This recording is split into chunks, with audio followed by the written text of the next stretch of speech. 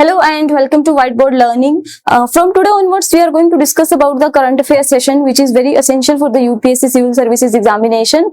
And previously, we have already discussed that how an aspirant should approach a current affairs segment of entire UPSC preparation. If you haven't gone through that session, you can watch on our YouTube channel. So, without a further delay, let's start our today's discussion. That very first news which appears on All India Radio, which talks about the central government announces the creation of the 5 district in Ladakh region. At present, Ladakh is having 2 districts, namely Leh and Kargil. So that 5 new district is Dras, Shyam, Changtang, Nubra and Jaskar. We all know that the special status of Jammu and Kashmir as a state was abolished by the State Reorganization Act 2019, which created 2 new union territory, namely Jammu and Kashmir with the Legislative Assembly and Ladakh without the Legislative Assembly. So Ladakh is a union territory which is very large union territory in terms of area and having the least population.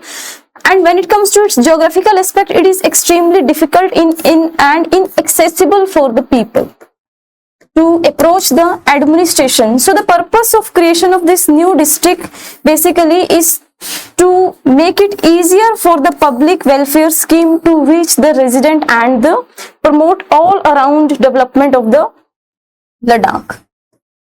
Here we need to understand one aspect is that what is the process of creation of district in India.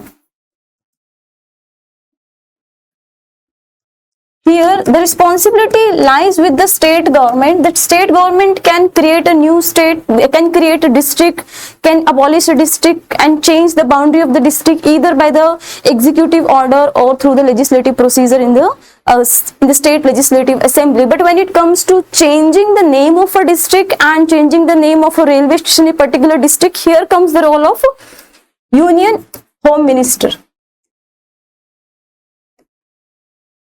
That approval needs to done by the Union Home Minister in case of changing the name of district and other railway station in the district.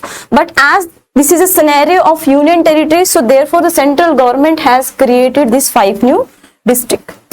Now the next important aspect is, which is a quiz uploaded on My Government. This quiz says that India recently launched its first reusable hybrid rocket to collect the data on the climate change. What is the name of this? So the 4 option is A is Chandrayaan, B is Gaganyaan, C is Rumi 1 and D is Mangalyaan. So here the answer is option number C, Rumi 1. So this has been launched from Chennai and it is developed by a Space Zone India, which is a Chennai based startup in the space sector. This rocket is going to carry 3 Cube satellite along with the 50 Pico satellite. So the purpose of this satellite is basically to collect the data that is going to help in the research purpose for global warming and climate change. The significant characteristics aspect of this satellite is basically it has the combined effort, it has the combined advantage of both liquid and solid fuel propellant system to improve its efficiency. So this is about the Rumi 1. Next, here again it is on Akashvani All India Radio.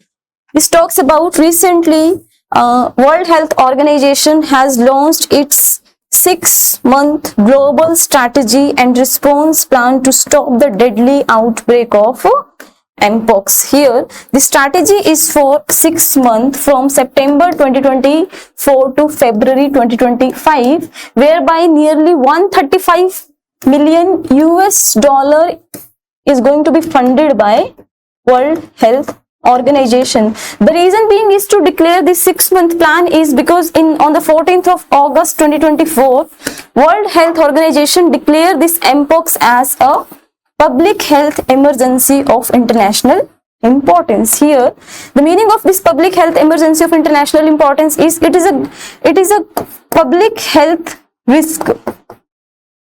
Public health risk which have the capacity to transmit globally in terms of cross-border and it requires a global coordinated efforts. This is what the definition of public health emergency of international importance has been given by the WHO in one of its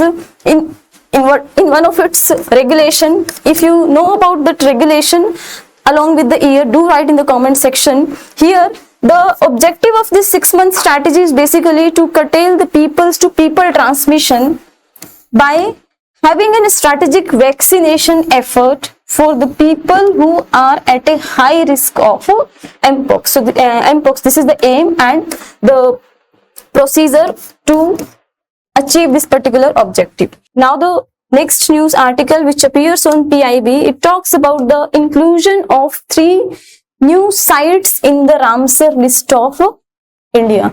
So by inclusion of the 3 new sites, 2 are from Tamil Nadu, namely Nanjranya Bird Sanctuary and other is Kazeveli Bird Sanctuary. So 2 bird sanctuary from Tamil Nadu region has been added and the third one is from Madhya Pradesh, namely Tawa Reservoir. So by inclusion of these 3 new wetland into the Ramsar site, the total number of the Ramsar site in India has reached to 85th as of on 14th of August by 2024. So this number represents a very significant achievement of India in terms of that India has become a country with the largest number of such sites in the South Asian region. If you know about the state in India which is having the largest number of the Ramsar site in India, do write in the comment section. So here what we need to understand that the total area after inclusion of these 3 new sites has reached to an impressive number of nearly 1.3 million hectares.